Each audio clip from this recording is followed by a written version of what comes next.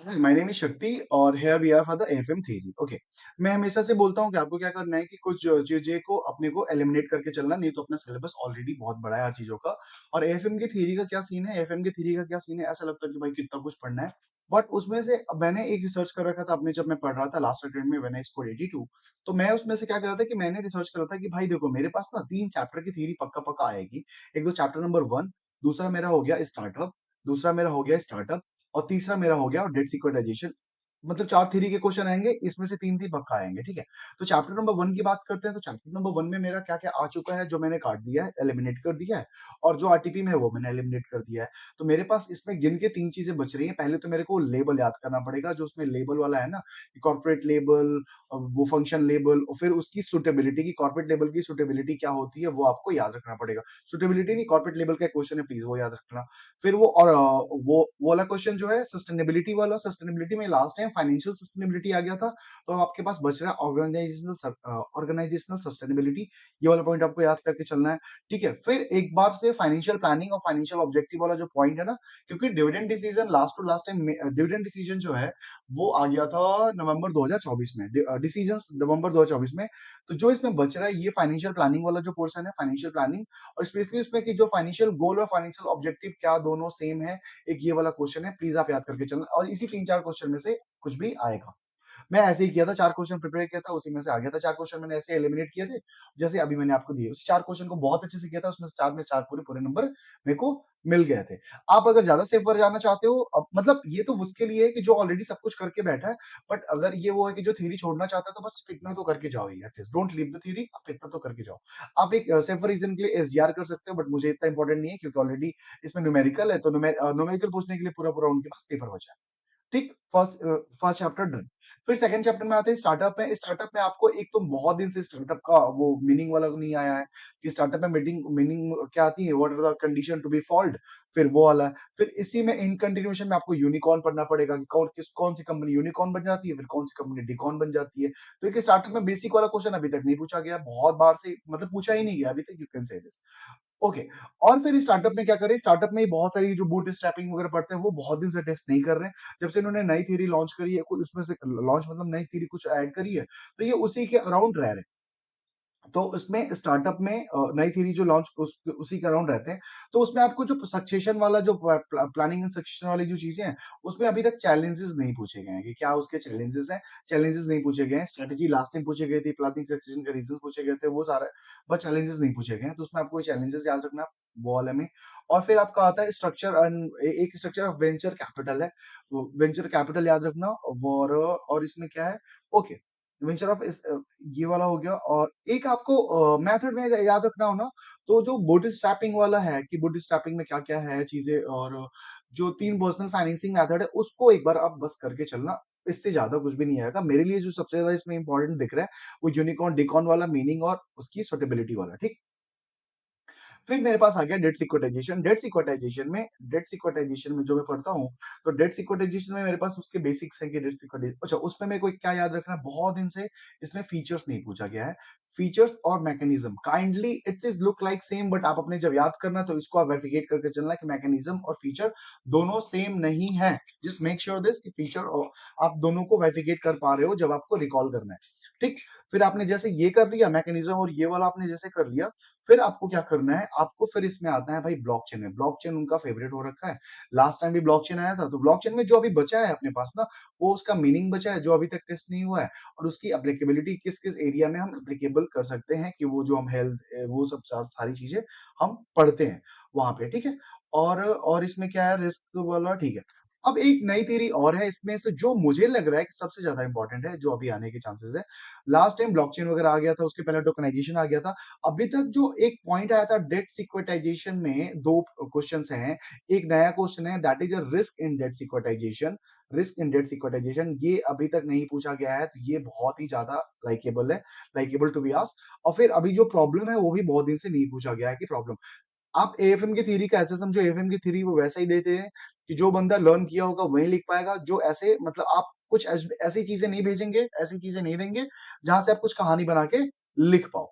तो थ्योरी के 3 हैं, बाकी आपके 2 जो चैप्टर बच रहे हैं, वार वाला है वार वाले में आपको क्या करना है कि वार वाले में उसके सब्स भी करना है, वो कर लेना, जो उसमें कट कर देना। सॉरी, इसमें मेरे को बहुत टाइम लग रहा था, मैंने वो लेंथ ना बढ़ी जाए। ये 2 चैप्टर की थ्योरी और आती है।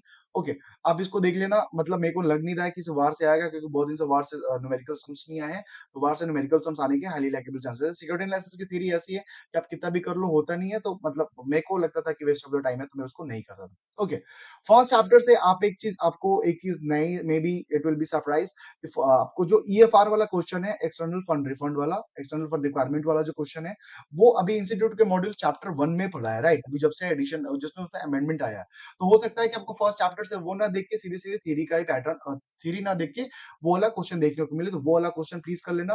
अजय सर के बुक में जो है वो क्वेश्चन उसमें है, सिक्योरिटी वैल्यूएशन के लास्ट में, ठीक है? तो ये आपको करके चलना है। थ्योरी का क्वेश्चन मेरा यहीं पे डन हो गया। थ्योरी का क्वेश्चन डन हो गया। अब मेरे पास कुछ था कि मेरे पास भाई मैंने एसीबी नहीं कर रखा था। एसीबी मैंने लास्ट टाइम जब मार्क किया था तो एसीबी मेरे से छूट गया था। तो एसीबी का पैटर्न क्या है, लास्ट टाइम सेंसिटिविटी एनालिसिस आ चुका था, तो अभी जो एसीबी से इंपॉर्टेंट बच रहा है वो अपना बच रहा है रिप्लेसमेंट। रिप्लेसमेंट बहुत दिन से पूछा नहीं गया, रिप्लेसमेंट मई 2024 में पूछा गया, तो रिप्लेसमेंट इज इंपॉर्टेंट। आपको कंपलसरी में हमेशा मतलब आपको कंपलसरी में रियल ऑप्शन दिख सकता है। रियल ऑप्शन में आप देख लेना, एक कौन सा लास्ट टू लास्ट अटेम्प्ट में क्वेश्चन आया था नवंबर 2024 में, वो आईपीएल वाला क्वेश्चन जो है कि कॉलर पुट वाला, वो वाला आ चुका है। तो बाकी दूसरा है वो देख लेना। रिप्लेसमेंट इंपॉर्टेंट है। रिप्लेसमेंट के मैंने आपके लिए कुछ क्वेश्चंस भी मार्क करे थे। रिप्लेसमेंट में जो मैंने क्वेश्चन जो मार्क करे थे, लाइक दिस, एक सेकंड जस्ट, मैंने रिप्लेसमेंट में जो क्वेश्चन मैंने मार्क करे थे, वो मेरा एक 34 था अजय सर की बुक से, 33 है, ओके, और इसमें मेरा 41 और 42 है। सेंसिटिविटी लास्ट टाइम आ चुका था, ओके, इसमें हिलियर हर्ट्स भी आने के चांसेस नहीं है। रीजन बीइंग, क्योंकि आने के चांसेस नहीं है, अब उसमें डेविएशन निकलवाता है। डेविएशन तो ऑलरेडी हम पोर्टफोलियो में बहुत सारा निकाल के आ रहे हैं, तो फिर ऐसे ही करना पड़ेगा कि मतलब दो एक बार देख लेना, बट मेरे को नहीं लग रहा है कि वो आएगा। इसमें जो इंपॉर्टेंट है that is a decision tree का क्वेश्चन, जिसमें हम वर्स्ट और बेस्ट प्रोबेबिलिटी निकालते हैं, जिसका 0.08 आता है। ये वाला क्वेश्चन जो है ये बहुत लाइकेबल है, कि वो मतलब अगर इसे कोर एसीबी से जाएंगे तो वहीं पूछेंगे। एक इसमें बेसिक क्वेश्चन प्लीज प्रैक्टिस करके चलना, जिसमें हम रियल को नॉमिनल बनाते हैं, वो वाला करते हुए आप चलना, ठीक है? और तो कुछ नहीं है।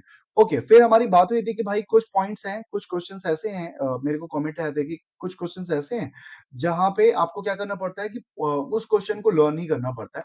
तो मैंने लास्ट वीडियो में भी अपना रेफर किया था कि सिक्योरिटी वैल्यूएशन में क्वेश्चन है, वो वाला सन लिमिटेड वाला। सन लिमिटेड वाला कौन सा क्वेश्चन, जिसमें एक्चुअल यील्ड निकाल के पीओ निकालते हैं। पीओ का फॉर्मूला होता है actual yield divided by the expected yield into का 100। फिर एक्सपेक्टेड यील्ड में मेरे को सर्टेन परसेंटेज दिए हैं, फिर मैं वहां पे आईसीआर वगैरह निकालता हूँ, जो भी करता हूँ। तो जो यहाँ पे एक्चुअल यील्ड का फॉर्मूला है, जो ना हमेशा जहां पे मैं शेयर कैपिटल लेता हूँ, तो शेयर कैपिटल मतलब मैं शेयर होल्डर फंड लेता हूँ। बट यहाँ पे जो एक्चुअल फंड का फॉर्मूला है, एक्चुअल यील्ड का फॉर्मूला है, वो है कि actual yield divided with share capital. Share capital में पॉइंट टू बी रिमेंबर, मेरे को यहाँ पे रिजर्व कंसीडर नहीं करना है। उसमें 8 लाख ही आता है, 80 लाख ही आता है इक्विटी का, वो वाला पॉइंट प्लीज याद करके चलना, नहीं तो गलत हो जाएगा। In continuation of the security analysis, security valuation, आपको प्लीज देखो, आप क्या करते हो, कनेक्टिविटी का फॉर्मूला याद कर लिया आपने, वो जो अपना रिफंडिंग सॉरी बॉन्ड ड्यूरेशन वाला जो है वो आपने कर लिया, वो कर लिया। बट प्लीज आप उसका इम्प्लीकेशन से प्राइस भी निकालना ध्यान रखना आप, कि उसका कुछ जो चेंजेस आ रहे हैं, कि कितना चेंजेस आ रहा है, तो उसके प्राइस पे क्या इम्पैक्ट पड़ रहा है। ये बॉन्ड ड्यूरेशन वाले से भी क्या इम्पैक्ट पड़ रहा है, कि जो बॉन्ड ड्यूरेशन निकालते हैं one divide by Y TM करके, तो उससे वो भी मतलब ध्यान रखना है। ऐसा नहीं कि बस वो निकल गया फाइनल आंसर है, वहां पे उसी के फाइनल आंसर नहीं रहेंगे, नंबर वो लोग फालतू के काट लेंगे जो नंबर नहीं करने चाहिए। ओके, फिर याद करने वाले क्वेश्चन में अपना आ गया पोर्टफोलियो। पोर्टफोलियो में भाई प्लीज बहुत कंफ्यूजिंग है अजय सर के क्वेश्चन में। 20 से 23 तक जो क्वेश्चन है उसमें बहुत इजी क्वेश्चन है, बट मेरे को उसमें याद नहीं आता था कि कौन सा एक्सपेक्टेड रिटर्न है, कौन सा मार्केट रिटर्न है। तो मैं क्या करता था, हर क्वेश्चन में कुछ मैंने हिंट कर रखा था कि इसमें ऐसा होगा तो ये मार्केट रिटर्न दे रखा है, इसमें ऐसा है तो ये एक्सपेक्टेड रिटर्न दे रखा है, ये ऐसा है तो यहाँ पे सिंपल रिटर्न मार रहा है। तो भाई ये वाला जो क्वेश्चन का रेंज है, प्लीज उसको आप ध्यान से करना और वाइफिकेट करके चलना, नहीं तो एग्जाम में कंफ्यूज होगा, फिर अपने को प्रॉब्लम होगी, ठीक? और तो कुछ भी नहीं दिख रहा है एज इन नाउ। और मैंने आपको ओके, आईआरआरएम की बात हो रही थी, तो भाई आईआरआरएम में मैं पहले ही मेंशन कर चुका हूँ कि आईआरआरएम में जो अपने लिए इंपॉर्टेंट है, वो मेरे को आईआरआरएम में बस स्वैप दिख रहा है। स्वैप डिजाइन करने को जो क्वेश्चन आता है ना, कि स्वैप डिजाइन करो, किसी ने फिक्स ले लिया, आपने वो ले लिया, और अगर आईआरआरएम स्वैप आया तो 7 नंबर का है, क्योंकि लाइबोर वाला क्वेश्चन अभी इसके पहले उसमें आ चुका है, क्या कहते हैं, इसके पहले उसमें आ गया अपना आरटीपी में आ चुका है। उसके पहले जो उसमें आया था अपने को वो वाला एक इसमें ये दिख रहा है और एक एफआरए वाला दिख रहा है जिसमें हमारा 9.15 वाला जो आंसर आता है फिर उससे हम जो निकालते हैं। एफआरए बहुत दिन से नहीं आया। FRA you can test, they can test. FRA आप कर सकते हो और इसमें तो खत्म हो गया। Okay, what is the bonus tips over there? मैं वीडियो के मेरे पास एक बोनस टिप है। बोनस टिप मैं क्या किया था, सुनो मेरी बात। मैं क्या किया था कि भाई जैसे लास्ट टाइम मेरे को, जैसे लास्ट टाइम अगर जिसने अपीयर हुआ होगा तो इसको अब अपीयर हुआ होगा दोबारा करना पड़ेगा तो ऑब्वियस अनलकी है। तो लास्ट टाइम मैंने क्या किया था कि कुछ क्वेश्चंस थे ना जहां पे मेरे को कंफ्यूजन था। कुछ क्वेश्चन थे जहां पे मेरे को कंफ्यूजन था। तो लास्ट टू लास्ट में मेरे एक दोस्त के ना 73 मार्क्स आए थे। तो ही टोल्ड मी शक्ति डू वन थिंग ना, व्हाई कांट यू डू? हमने क्या बोला कि जब तेरे को लग रहा है कि ये क्वेश्चन मेरे को आ रहा है बट मेरे को एक पॉइंट की कंफ्यूजन के चक्कर में मेरा क्वेश्चन गलत हो सकता है, तो भाई तू ये काम करना, उस क्वेश्चन को हार्डली दोबारा करने में 5 मिनट लगेगा। तो तू दो दो आंसर दे दे, दो दो आंसर सेम क्वेश्चन के, दो दो मतलब आप अल्टरनेटिव आंसर दे दो। जैसे मैंने लास्ट वाले में नेपाल वाला जो क्वेश्चन आया था उसमें अल्टरनेटिव ऑप्शन दिए थे क्योंकि मुझे पता नहीं चल रहा था कि नॉमिनल एक रियल, तो मैंने दोनों आंसर दे दिए। जैसे ये मेरा आईआरआरएम का क्वेश्चन है तो उसमें मेरे कंफ्यूजन लग रहा था किस रेट से क्या करना है, किस रेट से डिस्काउंट करना है, तो मैंने दो आंसर दे दिए थे। एक और क्वेश्चन आया था जिसमें मैंने दो आंसर, तो आपको जहां पे डाइसी लगे, भाई एक बात बताओ, अगर मेरे 5 मिनट देने से 7 नंबर सिक्योर हो रहे हैं तो मैं क्यों ना सिक्योर करके चलूं, right? This is a bonus point for you. और बाकी if anything else for the AFM I am done at my part, AFM के पार्ट से। और फॉरेक्स का आई टोल्ड यू क्या क्या करना है क्या क्या नहीं करना है। अगर कुछ भी हो जस्ट पिंग इट डाउन। मैं अब वीडियो लंबी नहीं करूंगा, आई मेक श्योर दिस कि मैं छोटी छोटी वीडियो बनाऊं, छोटी मतलब शॉर्ट्स में चीजें अपलोड कर दूं ताकि अपने पास 1 मिनट में सारी चीजें सम अप हो जाए। मैं एक बार देख लेता हूँ कुछ दिख रहा है तो। और रटने वाला में सिक्योरिटी वैल्यूएशन कर दिया। ओके, एक क्वेश्चन में डाउट, मतलब एक क्वेश्चन में बात हो रही थी कि मर्जर एंड एक्विजिशन में स्ट्रॉन्ग वाला जो क्वेश्चन है भाई, वो क्वेश्चन बहुत इंपॉर्टेंट। उसमें मेरे को जो पॉइंट टू बी रिमेंबर है, मैं हमेशा जो लेता हूं वो लेता हूं target divided by acquirer, right? But अगर मेरा कोई नेगेटिव रेशियो आ रहा है उसमें लिखता हूं मैं एक्वायरर डिवाइडेड बाय टारगेट। जो ये जो रेशियो की बात हो रही है, जो हम रेशियो में पे करते हैं, राइट? तो आपको इसमें पहला याद रखना है क्योंकि जो उसमें पहला पॉइंट है, पहला है वो नेगेटिव है, इसलिए उसको उल्टा रख रहे हैं। और भाई वो क्वेश्चन प्लीज प्रैक्टिस कर लेना, इतना प्रैक्टिस कर लेना कि मतलब 2 दिन में प्रैक्टिस कर लो कि ऐसा क्वेश्चन हुआ है तो हो जाए। क्वेश्चन आप वो वाला प्लीज प्रैक्टिस कर लेना। एक ईएफआर वाला क्वेश्चन मेरे को लग रहा है कि बहुत लाइकेबल है क्योंकि अभी तक इन्होंने दिया नहीं है। फिर बॉन्ड इम्यूनाइजेशन हो गया, बहुत बार हमारी बात हो चुकी है। बॉन्ड इम्यूनाइजेशन हो गया और सिक्योरिटी में वो वाले क्वेश्चंस हो गए, जो जो भी चीजें हैं आई ब्रिंग इट आउट। बाकी वो सारा वीडियो में मैंने रेफर कर रखा है कौन कौन से सब्जेक्ट से क्या क्या बच रहा था। और मेरे को जो कंफ्यूजिंग क्वेश्चंस लग रहे थे, अगर मेरे को अभी कुछ कंफ्यूजिंग लगेगा कि इसमें मेरे को ये प्रॉब्लम आ रही है तो I bring it out. Thank you for your time और स्टे ट्यून अगर कुछ और होता है। और अभी हम सब एक जर्नी पे हैं, कुछ दिनों से we connected to each other, अभी एक जर्नी पे हैं तो हो जाएगा, लगे हैं हो जाएगा। और यार जब मैं कर लिया ना, तुम कर ही लोगे भाई। मैं कर लिया, मैं I was so average, I was not good in academics, but मैं कर लिया, तुम भी कर लोगे। We are on a journey और हो जाता है। तो जाकिर का है ना कि सब कुछ हो जाता है, तो सब कुछ हो जाएगा।